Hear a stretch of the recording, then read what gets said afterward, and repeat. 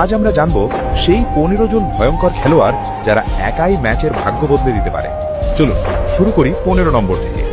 Number 15, Estevao, Brazil.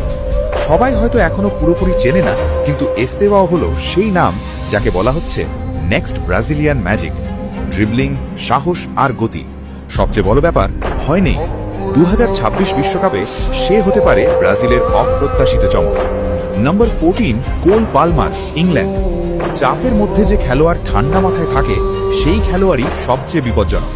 Palmer প্রমাণ করেছে বড় ম্যাচ, বড় মুহূর্ত সে ভয় পায় না। 2026 বিশ্বকাপে সে হতে পারে ইংল্যান্ডের গোপন অস্ত্র। Number 13, Declan rice, England. সব ডেঞ্জারাস প্লেয়ার গোল করে না, কিছু খেলোয়াড় ম্যাচ কন্ট্রোল করে।